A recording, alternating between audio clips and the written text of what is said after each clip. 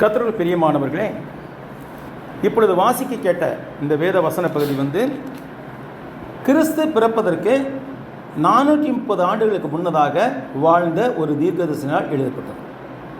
கிமு 4ஆம் நூற்றாண்டில் மல்கியா என்பவர் வாழ்ந்தார். அவர்தான் பழைய ஏற்பாட்டிலே கடைசி தீர்க்கதரிசியாக இருந்தார்.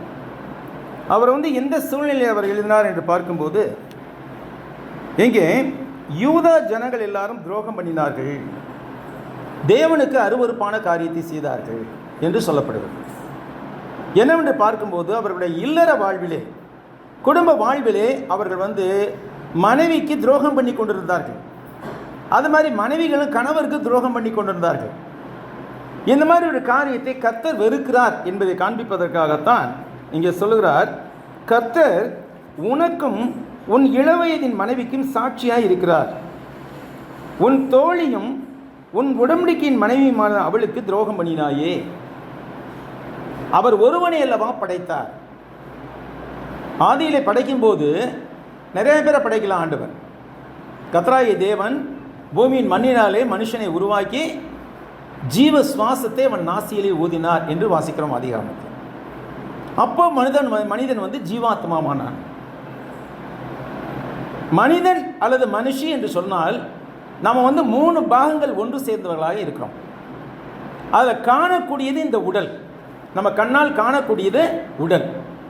நமக்குள்ளாக ஒரு உயிர் இருக்கிறது, ஒரு மனசாட்சி இருக்கிறது. இந்த உயிரைத்தான் வேதாகமம் ஜீவன் என்றும் மனசாட்சியை ஆத்மா என்றும் சொல்லுகிறது. இந்த 3 சேர்ந்தா தான் ஒரு மனிதன். ஒவ்வொருத்தருக்கும் பேர் வைக்கிறோம். இப்போ என் பேர் சகாயராஜ். இப்போ பேசிட்டு இருக்கிறேன். ஒருவேளை இன்றைக்கோ அல்லது நாளைக்கோ அல்லது 4 மாதம் எப்போன்னு தெரியாது இல்லையா, இறந்து போனால் நீங்களாம் வருவீங்க இல்லையா, பார்ப்பீங்க இல்லையா, பார்த்துட்டு ஐயோ இந்த அன்றைக்கி கல்யாணம் நடத்தி வச்சாரு, இப்படி செத்து போயிட்டாரு, சாதாரணமாக சொல்கிறது செத்து போயிட்டாருங்கிறோம். அப்போ இந்த பேர் நம்முடைய உடலுக்கா நம்முடைய ஆத்மாவிற்கா யோசிச்சு பார்க்கணும். ஏன்னா சகாயராஜ் நேற்று வரைக்கும் இருந்தார், இன்னைக்கு செத்து போயிட்டாருங்கிறோம். அப்போ உடலில் இருக்கிற ஆவிக்கும் ஆத்மாவுக்கு தான் பேர், உடலுக்கு அல்ல. உடலை என்னன்னு சொல்லுவோம், பெணம்னு சொல்லுவோம். அதுக்கு பேர் பெணம். எப்போ எடுக்க போறீங்க அப்படின்னு கேட்குறோம். பிரியமானவர்களே, இந்த உடல் பூமியின் மண்ணினாலே உருவாக்கப்பட்டது. ஆனால் இந்த உடலுக்குள்ளாக எவ்வளோ அற்புதத்தை வைத்திருக்கிறார் ஆண்டவர், யோசிச்சு பாருங்க. அதை ஒரே வசனத்தில் சொல்லிட்டார் தாவீது அன்னைக்கு, நான் பிரமிக்கத்தக்க அதிசயமாய் உண்டாக்கப்பட்டபடியால் உம்முடைய நாமத்தை துதிப்பேன் என்று சொல்லுகிறார். நான் பிரமிக்கத்தக்க அதிசயமாய் உண்டாக்கப்பட்டபடியால் உம்முடைய நாமத்தை துதிப்பேன் என்று ஒரே வார்த்தையில் ஆண்டவர் சொல்லிவிட்டார். நம்முடைய உடலுக்குள்ளாக அவ்வளவு அதிசயங்கள் இருக்கின்றன. ஒவ்வொரு மண்டலமும் தனித்தனியாக வேலை பார்க்கிறது. ஆனாலும் நம்முடைய உடல் என்னது, வெறும் மண். உடலானது மண், இது அழியக்கூடியது. மண்ணான இந்த உடல் எங்கே போகும், மறுபடியும் மண்ணுக்கு போகும். ஆனால் ஆவி, நமக்குள்ளாக இருக்கிற ஆவி இருக்கு இல்லையா, நமக்குள்ளாக இருக்கிற மனசாட்சி இருக்கு இல்லையா, இந்த ரெண்டும் அழியாதது. ஏன்னா அது அழியாத நித்தியமான தேவனிடத்தில் நமக்கு கிடைக்கப்பட்டது. பூமி மண்ணினாலே சரீரத்தை உருவாக்கி அதற்குள்ளாக ஜீவ சுவாசத்தை அவன் நாசியிலே ஊதினார் என்று வாசிக்கின்றோம். அப்போதான் மனுஷன் ஜீவனும் ஆத்மாவும் உள்ளவனானான். ஆக இந்த 3 காம்பினேஷன் தான் நம்ம ஒவ்வொருவருமே. அப்ப இந்த உடல்ல நம்ம வாழ்கின்ற வரைக்கும் நம்முடைய ஆத்மா எங்க போகும் அப்படிங்கிறத சுதாரிச்சு பார்த்து நம்ம நல்ல வழியில நடக்கணும். இங்க 15ஆம் வசனம் சொல்றாரு, அவர் ஒருவனை அல்லவா படைத்தார், ஆவி அவரிடத்தில் பரிபூர்ணமாய் இருந்ததே. நம்ம ஒவ்வொருக்குள்ளாம் ஆவி இருக்க, உயிர் இருக்கிறது இல்லையா, நம்ம ஒவ்வொருக்குள்ளாம் இருக்கிற உயிர் யார்கிட்ட வந்தது, தேவனிடத்தில் இருந்தது. உடல் தான் நம்ம தகப்பனும் தாயும் கொடுக்க முடியும். நம்முடைய உயிரும் ஆத்மாவும் யார் தான் கொடுக்கறது, தேவன் தான் கொடுக்கறது. அப்ப அந்த தேவன் அவர்கிட்ட ஆவி பரிபூர்ணமாக இருந்துச்சு. இன்னைக்கு இத்தனை கோடி ஜனங்கள் இருக்கிறோம், 900 கோடி ஜனங்கள் என்று சொல்லப்படுகிறது. உலகம் முழுவதும் பார்க்கும்போது 900 கோடி ஜனங்கள் இருக்கிறோம் என்று சொல்லப்படுகிறது. இந்த 900 கோடி ஆவிக்கும் யார் தான் முதலாளி, தேவன் ஒருத்தர் தான் முதலாளி. அவர்கிட்ட தான் ஆவியெல்லாம் வருது. ஒவ்வொரு குழந்தை பிறக்கும் போதும் பிள்ளைகள் யாரால் வரும் சுதந்திரம் சொல்லப்படுது, கர்த்தரால் வரும் சுதந்திரம் சொல்லப்படுது. அப்போ கர்த்தர் வந்து ஆவியையும் ஆத்மாவையும் கொடுக்குறார். அப்போ எல்லாமே அவர்கிட்ட பரிபூர்ணமாக இருந்துச்சு இல்லையா? ஏன் ஒருவனை படைத்தார்? அங்கே தான் கல்யாணத்துடைய நோக்கத்தை சொல்லுகிறார். பைபிளில் கல்யாணத்துடைய நோக்கம் சொல்லப்படுது. ஆவி அவரிடத்தில் பரிபூர்ணமாக இருந்தது, பின்ன ஏன் ஒருவனை படைத்தார்? ஏன் அன்னைக்கே ஒரே நாளில் ஒரு 9,000 பேரையும் உண்டாக்கியிருக்காங்க இல்லையா? முடியாத ஆண்டவரால் இல்லை. ஏன் உண்டாக்கல? ஏன்னா பின்ன ஏன் ஒருவனை படைத்தார்? தேவ பக்தியுள்ள சந்ததியை பெரும்படிக்குத்தானே. இன்னைக்கு கல்யாணம் முடிக்கிறாங்க அருமையான மணமக்கள். இவர்கள் வந்து வாழுகின்ற போது, வாழ்க்கை நடத்துகின்ற போது, அந்த குடும்ப வாழ்க்கையின் பயனாக கர்த்தர் பிள்ளைகளை பெற்றுக்கொள்ளும் போது அவர்களை தேவ பக்தியுள்ள சந்ததியாக வளர்க்க வேண்டும். பிரியமானவர்களே, நம்மகிட்ட இருந்தாங்க நம்ம அடுத்தவங்களுக்கு கொடுக்கணும் இல்லையா? சட்டியில் இருக்கிறதா அகப்பேல வரும்னு சொல்லுவோம், சுலபமான பழமொழி சொல்கிறோம். அப்போ நம்மள்கிட்ட தேவ பக்தி இருந்தால் தான் நம்ம பிள்ளைகளுக்கு கொடுக்க முடியும். நம்மகிட்ட இல்லாத ஒன்றை நம்ம பிள்ளைகளுக்கு கொடுக்க முடியாது. அப்போ முதல்ல நாம் தேவ பக்தி உள்ளவர்களாக இருக்கிறோமா, உண்மையான தேவ பக்தி உள்ளவர்களாக இருக்கிறோமா என்பதை யோசித்து பார்க்கணும். ஏன்னாக்கா இந்த உலகத்தில் வாழ்கின்ற வரைக்கும் நம்ம என்ன படித்தாலும், என்ன சம்பாதிச்சாலும், எவ்வளவு செல்வாக்குகள் பெற்றாலும், எவ்வளோ பெரிய பதவிகளில் இருந்தாலும் அது அத்தனை என்னது? தற்காலிகமானது, நிரந்தரமானது கிடையாது. அதை வச்சு நம்ம அனுபவிக்க முடியும். ஆனால் நம்ம போகிற போது, நம்ம போய் சேர வேண்டிய இடத்துக்கு சேருகிற போது இதெல்லாம் கொண்டு போக முடியுமா? ஒன்றையும் கொண்டு போக முடியாது. காதர் இந்த ஊசி கூட கடைவெளிக்கு வராது. அவையார் சொல்கிறாங்க, காதர் இந்த ஊசியும் கடைவெளிக்கு வராதுன்னு சொல்கிறாங்க. அப்போ நாம் இந்த உலகத்தில் வாழ்கின்ற வாழ்க்கையின் நோக்கம் என்ன? இந்த உலகத்தில் எதற்காக தேவன் நம்மை வாழ அனுமதிக்கிறார்? அவருடைய வழிகளை கண்டுபிடிக்க வேண்டும், அவருடைய வழியில் நடக்க வேண்டும், அவருடைய வழியில் நடக்கும்படி நம்ம பிள்ளைகளுக்கும் போதிக்க வேண்டும். இதற்கென்று தான் நம்ம தேவன் உருவாக்கி இருக்கிறார். ஆனால் இந்த உலகத்தில் பாருங்க, ஆதியில் ஒரு கல்யாணம் நடந்தது. அதுக்கு பாட்டு கூட இருக்குது, வேணா அப்புறமேல் போடலாம் அந்த பாட்டை. ஆதியிலே ஒரு கல்யாணம் நடந்தது. அந்த கல்யாணத்தில் யார் யார் தான் இருந்தாங்க? பொண்ணு, மாப்பிள்ளை, அவங்கள முடிச்சு வைக்கிற தேவன், 3 பேர் தான் இருந்தாங்க. யாருமே இல்லைங்க. ஆதியிலே ஒரு கல்யாணம், அது ஏதேனில் நடந்த கல்யாணம். அந்த கல்யாணத்துக்கு என்ன இல்லை, இப்போ டும்முன்னு வேட்டு வெடிச்சாங்க, மேளம் கொட்டினாங்க, தாளம் கொட்டினாங்க, இதெல்லாம் ஒன்றுமே கிடையாது. அது ஒன்றுமே இல்லை அந்த கல்யாணத்தில். ஆனால் மண்ணாங்கட்டியில் ஒரு மாப்பிள்ளை இருந்தார். அவருடைய வெளியிலிருந்து எடுத்த ஒரு பொண்ணு இருந்துச்சு, அவ்வளோதான். கல்யாணத்துக்கு ஆள்லாம் யாருமே இல்லை. அவங்க 2 பேர் தான் இருந்தாங்க. தேவன் வந்து முடிச்சு வச்சார் கல்யாணத்தை. பிரியமானவர்களே, அப்படி இருந்த போது அவர்கள் வந்து தேவனோடு சந்தோஷமாக வாழ்க்கை நடத்தி கொண்டிருந்தார்கள். தேவன் இருக்கிறார். ஒவ்வொரு நாளும் சாயங்கால வேலையில் அந்த தோட்டத்துக்கு வருவார், வந்து உலாவுவார், அவங்க கூட பேசுவார், பொண்ணு மாப்பிள்ளைகிட்ட பேசுவார். யார் பொண்ணு? ஆதாமுடைய மாப்பிள்ளையோட விழா எலும்புலேருந்து எடுத்தது தான் பொண்ணு. மாப்பிள்ளை யார்? மண்ணாங்கட்டி. மண்ணாங்கட்டியை தானே உண்டாக்குனார் ஆண்டவர். மண்ணாங்கட்டி மாப்பிள்ளை, எலும்புல தான் பொண்ணு. எப்படி காம்பினேஷன் பாருங்க. அப்போ அவங்க வந்து சந்தோஷமாக தான் இருந்தாங்க. எது வரைக்கும்? அங்கே சாத்தான் நுழையிற வரைக்கும். சாத்தான் என்ன செஞ்சான்? சாத்தானுக்கு சந்தோஷமாக இருக்கிறது பிடிக்காது.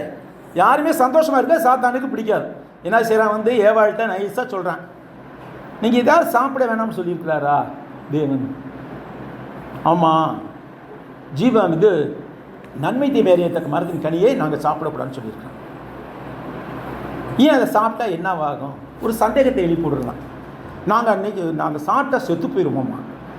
மண்டு நீங்கள் சாக மாட்டீங்க, அதை சாப்பிட்டா நீங்கள் தேவனை போல ஆயிடுவீங்க அப்படின்னு தூண்டி விடுறான். அப்போ என்ன செய்யுது? அந்த பெண்ணுக்கு ஆசை வந்து உடனே அந்த கனியை பறித்து சாப்பிட்றான். தான் கெட்டு போனால் மட்டும் பத்தாதுன்ட்டு தன்னுடைய புருஷனுக்கு அதை கொடுக்குறான். 2 பேர் சாப்பிட்டோன்னு என்னாச்சு? கண்கள் திறக்கப்பட்டது. அந்த பழத்தை சாப்பிட்டது தப்பு இல்லை. மறுபடியும் சொல்கிறேன், தேவன் விளக்கின அந்த மரத்தின் கனியை அவர்கள் உண்டது தப்பில்லை. உண்டதுனால என்னவாச்சு? கண்கள் திறக்கப்பட்டது. கண்கள் திறக்கப்பட்டது விவரம் புரிஞ்சிச்சு. அது நல்லது தானே. இப்போ சின்ன பொண்ணுகளாக இருக்கிறாங்க, சின்ன பையங்களாக இருக்கிறாங்க, அவங்களுக்கு விவரம் தெரியாது. ஒரு 13 வயசு 14 வயசு ஆகும்போது விவரம் புரிய ஆரம்பிக்குது இல்லையா? அது மாதிரி விவரம் தெரிஞ்சால் நல்லது தானே. ஆனால் தேவன் அதை சாப்பிடக்கூடாதுன்னு சொன்னார் இல்லையா? அந்த சமயத்தில் சாப்பிட்டதான் தப்பா போச்சு. அங்கே பழத்தை சாப்பிட்டது தப்பல்ல, கீழ்ப்படியாமை தான் பாவமாயிடுச்சு. ஏன்னா அவங்க பேசாமல் இருந்திருந்தா ஏற்ற வேலை வரும்போது தேவனே அவர்களுக்கு அதை புசிக்க கொடுத்துருப்பார். அதுக்கப்புறம் அவங்க நல்லா என்னென்னைக்கு பரதீசில் சந்தோஷமாக இருந்திருக்கலாம். ஆனால் அது வரைக்கும் பொறுக்கல அவங்களுக்கு. இதை சாத்தானுக்கு பொறுக்கல, இவன் நல்லா இருக்கிறது. அதனால என்ன செஞ்சுன்னா சாத்தான் வந்து தூண்டி விட்டான். அப்போ அவங்க ஒரு ப்ரீமெச்சூர் ஸ்டேஜில், ஒரு பக்குவம் அடைகிறதுக்கு முன்னாடியே அந்த பழத்தை சாப்பிட்டதுனால அவங்க கண்கள் திறக்கப்பட்டது. அப்போ பார்த்தா நிர்வாணமாக இருக்கிறாங்க 2 பேருமே. ஏன்னா ட்ரெஸ் இல்லாமல் இருக்கிறாங்க. சின்ன பிள்ளைங்க இப்போ ஒரு 2 வயசு பிள்ளை 1 வயசு பிள்ளை ட்ரெஸ் இல்லாமல் வருவாங்க, யாரும் தப்பாக நினைக்க மாட்டாங்க இல்லையா? அந்த லெவலில் தான் அவங்க மனப்பக்குவம் இருந்தது. ஆனால் அவங்க அந்த வேலையில் அந்த ஆவிக்குரிய கண்கள் திறக்கப்பட்டதுனால அவங்க என்ன செய்கிறாங்க, வெக்கப்பட்டு அத்தியிலையினால் உடைகளை தச்சு போட்டுக்கிட்டு உட்காந்துருக்குறாங்க. அப்போ தேவன் வர்றார், சாயங்காலத்தில் குளிர்ச்சியான வெளில வர்றார். ஆதாமே நீ எங்கே இருக்கிறான்னு கேட்குறார். ஆதாமே எங்கே இருக்கிறாய்? இங்கே கேள்வி அறிவினாவா அறியாவினாவா? அறிவினா, அதுக்கு பேர் அறிவினா. இலக்கணம், தமிழ் இலக்கணம் சொல்லுவாங்க. அதை அறிவினானா என்னது? தெரிஞ்சுக்கிட்டே கேட்குறது. பாருங்கள், ஸ்கூலில் பையன்கள்கிட்ட கேட்குறாங்க டீச்சரு, இமயமலை எங்கே இருக்குது? டீச்சருக்கு தெரியாதா? தெரியாதா இமயமலை எங்கே இருக்குன்னு? டீச்சர் தெரிஞ்சுக்கிட்டே பையனுக்கு தெரியுமான்னு டெஸ்ட் பண்ணி கேட்குறாங்க இல்லையா? அது மாதிரி ஆதாமே எங்கே இருக்கிறான்னு, உன் நிலைமை என்னவா இருக்குது அப்படிங்கிறார். அப்போ ஆதாம் உண்மையை சொல்கிறான், நான் நிர்வாணியாக இருப்பதனால் பயந்து போய் தேவனுடைய சமூகத்துக்கு வர்றதுக்கு பயந்துக்கிட்டு நான் தோட்டத்தில் ஒண்டிக்கிட்டேன். நீ நிர்வாணியாக இருக்கிறான்னு சொன்னது யாரு? இத்தனை நாள் நிர்வாணியாக தானே இருந்தேன், இப்போ என்ன புதுசாக வந்துச்சு நிர்வாணியாக இருக்குன்னு உங்களுக்கு சொன்னது யாரு? ஓ, நான் சாப்பிட வேணாம்னு சொன்ன மரத்தோட பழத்தை சாப்பிட்டியா? கரெக்டாக பாயிண்ட் பிடிக்கிறாரு தேவன். அப்போ என்ன சொல்கிறான் ஆதாமு, நான் என்ன செய்வேன்? தேவரே எனக்கு கொடுத்த பெண்ணானவளை ஏமாத்தினான். அவன் குற்றத்தை ஒப்புக்கிறது இல்லை. நம்மளும் சின்ன பிள்ளை தான் செஞ்சுருக்கிறோம். இப்போ பள்ளிக்கூடத்துக்கு ஸ்லேட்டை கொண்டு போவோம், நோட்டை கொண்டு போவோம், ஸ்லேட்டை உடச்சி விடுவோம், நோட்டை கிழிச்சு விடுவோம். வீட்டில் அம்மா கேட்டாக்க நோட்டு கிழிஞ்சு போச்சு, ஸ்லேட்டு உடஞ்சி போச்சு. நம்ம குற்றத்தை நம்ம ஒதுக்க மாட்டோம். அது எங்கேருந்து நம்ம சுதந்திரித்து கொண்டது அந்த பாவம், அந்த காரியம் நம்முடைய ஆதி தகப்பனையா ஆதாம்கிட்ட இருந்து சுதந்திரித்து கொண்டது. அவன் என்ன சொல்கிறேன், நான் என்ன செய்வேன்? தேவரே எனக்கு கொடுத்த பெண்ணானவள் என்னை கொடுத்தா ஏமாற்று. அப்போ ஆண்டவர் பெண்கிட்ட கேட்குறாரு. பெண்ணை சலைச்சவள் இல்லை. அவன் என்ன செய்கிறா, நான் என்ன செய்வேன்? பாம்பு என்னை ஏமாத்திருச்சு. பிரியமானவர்களே, அப்படி வாழ்க்கை, மனிதனுடைய வாழ்க்கை அவனுடைய கைக்கு மீறி போய் இந்த உலகத்தின் நல்லது கெட்டது தெரியும் போது கெட்டதை தேர்ந்தெடுத்து செய்யக்கூடிய ஒரு கீழ்ப்படியாதனமுள்ள ஒரு மனநிலையானது ஆதாமிலிருந்து தோன்றியது. அந்த கீழ்ப்படையாமை எடுத்து போட்டுவிட்டு நாம் எல்லோரும் நம்மை படைத்த தேவனுக்கு கீழ்ப்படிய பண்ண வேண்டும் என்பதற்காகத்தான் இயேசு கிறிஸ்து இந்த உலகத்திற்கு வந்தார். இயேசு கிறிஸ்து இந்த உலகத்தில் எத்தனை ஆண்டுகள் வாழ்ந்தார்? 33.5 ஆண்டுகள் வாழ்ந்தார். அந்த 33.5 ஆண்டு காலமும் அவர் ஒரு பாவம் கூட செய்யவில்லை. அவர் தேவகுமாரன், தேவனோடு தேவனாக இருந்தவர். ஆதியிலே வார்த்தை இருந்தது, அந்த வார்த்தை தேவனிடத்தில் இருந்தது, அந்த வார்த்தை தேவனாய் இருந்தது. வாசிக்கிறோம் பைபிள்ல. அப்ப அவர் இந்த உலகத்திலே வாழ்ந்தாலும் 100% தேவனாகவும் இருந்தார், 100% மனிதனாகவும் இருந்தார். அப்ப அவர் இந்த உலகத்தில் பாவம் செய்யல. எதுக்காக பாவம் செய்யாமல் வாழ்ந்தார்? நீங்களும் நானும் கூட பாவம் இல்லாமல் வாழ முடியும் என்பதை காண்பிப்பதற்காகத்தான் இயேசு ஆண்டவர் இந்த உலகத்திலே பாவமற்ற வாழ்க்கை வாழ்ந்தார். இன்றைக்கு அருமையாக உட்கார்ந்திருக்கிறார்கள், திருமணத்திற்காக உட்கார்ந்திருக்கிறார்கள். இவர்கள் உண்மையிலேயே ரட்சிக்கப்பட்டவர்கள், ஏற்கனவே ஞானஸ்நானம் வாங்கியிருக்கிறாங்க இல்லையா? மீட்கப்பட்டவர்கள். மீட்கப்பட்டால் போதாது, இந்த மீட்கப்பட்ட நிலையை என்ன செய்ய வேண்டும்? நம்முடைய கடைசி வரை காத்து கொள்ள வேண்டும். வாரந்தோறும் ஆராதனைக்கு வருவது மிக மிக முக்கியமானது. இதை நிறைய பேர் கவனிக்கிறது இல்லை. எல்லா இடத்துலையும் அப்படித்தான் இருக்காங்க. இன்னைக்கு கிறிஸ்தவர்கள் என்ன செய்யறாங்க? அசமஞ்சமா இருக்கிறாங்க. உலகத்து வேலைகளினால, உலகத்து கவலையினால அவர்களுக்குள்ளாக விதைக்கப்பட்ட வசனம் என்ன ஆகுது? புதைக்கப்பட்டு போகிறது. தயவு செய்து நீங்கள் 2 பேரும் அப்படி இருக்கக்கூடாது. ஒவ்வொரு வாரம் இன்னைக்கு இப்படி உட்கார்ந்துருக்கீங்க இல்லையா, இதே மாதிரி இந்த இடத்துல கூடுகிற சபைக்கு ஒவ்வொரு வாரமும் ஆராதனைக்கு வர வேண்டும். ஏன்னா ஞானஸ்தானம் பெற்றவர்கள் அப்படியே ஞானஸ்தானம் பெற்று விட்டுட்டு போகணும்னு அர்த்தம் இல்லை. ஞானஸ்தானம் பெற்றவர்கள் கடைசி வரைக்கும் என்ன செய்ய வேண்டாம்? கிறிஸ்தவர்களாக, உண்மையான கிறிஸ்தவர்களாக வாழ்க்கை நடத்த வேண்டும் இல்லையா? அப்பதான் உங்கள் சந்ததிகள் ஆசீர்வதிக்கப்படும். என்ன சொல்றாரு? அவர் ஒருவனை அல்லவா படைத்தார், ஆவியானவரிடத்தில் பரிபூர்ணமாக இருந்தது, பின்ன ஏன் ஒருவனை படைத்தார்? தேவ பக்தியுள்ள சந்ததியை பெரும்படிக்குத்தானே. என்ன செய்யணும்? உங்களுடைய சந்ததி நிச்சயமாக அடுத்த வருஷத்துல அதுக்கு அடுத்த வருஷத்தில் உங்களுக்கு குழந்தைகள் பிறக்கும். அந்த குழந்தைகளை தேவனுக்கு பயம் உள்ளவர்களாக, தேவனுக்கு பிரியமுள்ளவர்களாக, தேவனின் மீது பக்தி உள்ளவர்களாக வளர்க்க வேண்டும். அப்படி வளர்க்கணும் என்ன செய்யணும்? முதல் நீங்கள் என்ன செய்யணும்? நீங்கள் சத்தியத்துக்கு தொடர்ந்து கீழ்ப்படியுள்ள பிள்ளைகளாக இருக்கணும். அதனால தொடர்ந்து ஆராதனைக்கு வாங்க. கர்த்தர் தாமே உங்களை ஆசீர்வதிப்பார். இதோடு நான் முடித்துக் கொள்கிறேன். இப்பொழுது பதிவுக்கான காரியங்களை பார்ப்பார்கள். இன்னொரு பாடலை பாடிவிட்டு நாம் பதிவுக்கான காரியங்களுக்கு கடந்து செல்வோம். எந்த பாடல்?